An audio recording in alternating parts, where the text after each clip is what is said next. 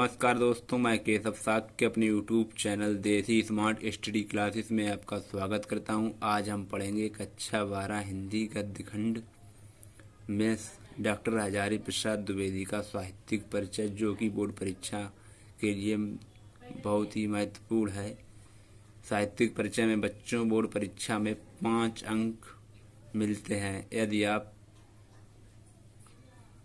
सही तरह से लिखते हैं तो।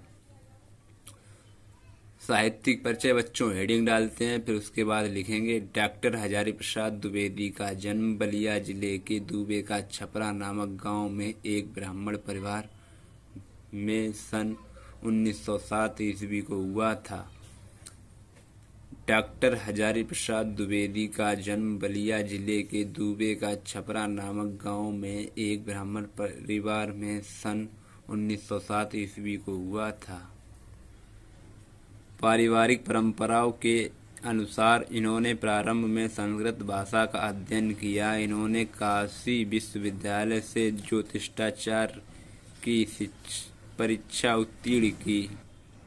पारिवारिक परंपरा के अनुसार इन्होंने प्रारंभ में संस्कृत भाषा का अध्ययन किया। इन्होंने काशी विश्वविद्यालय से ज्योतिषाचार्य की परीक्षा उत्तीर्ण की।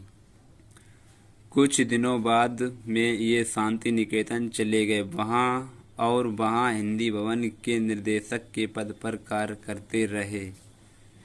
ये साहित्य साधना की ओर आकर्षित हुए। कुछ दिनों बाद में ये शांति निकेतन चले गए और वहाँ हिंदी भवन के निर्देशक के पद पर कार्य करते रहे। ये साहित्य साधना की ओर आकर्षित हुए। इन्होंने काशी विश्वविद्यालय में हिंदी विभाग के अध्यक्ष पद पर कार्य किया। इन्होंने काशी विश्वविद्यालय में हिंदी विभाग के अध्यक्ष पद पर कार्य किया। भारत सरकार ने इन्हें पद्म भूषण की उपाधि से सम्मानित किया। इन्होंने भारत सरकार की हिंदी संबंधी विविध योजनाओं का उत्तरदायित्व भी संभाला।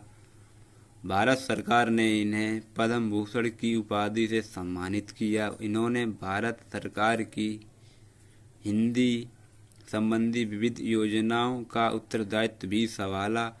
आचार्य हजारी प्रसाद ने हिंदी साहित्य में अनेक योगदान देते हुए ये महापुरुष 1979 ईस्वी में पंच तत्वों में विलीन हो गया या इनकी मृत्यु हो गई।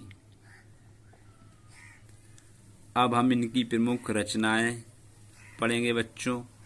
आधुनिक युग के गद्यकारों में आचार्य हजारी प्रसाद द्विवेदी का महत्वपूर्ण स्थान है।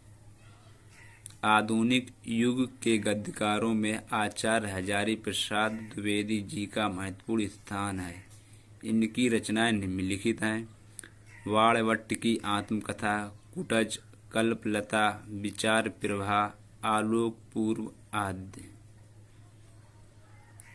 इनकी प्रमुख रचनाएं निम्नलिखित हैं बच्चों। देखिए, वाणभट्ट की आत्मकथा, कुटज, कल्पलता, विचार प्रवाह, आलोक पूर्व आदि।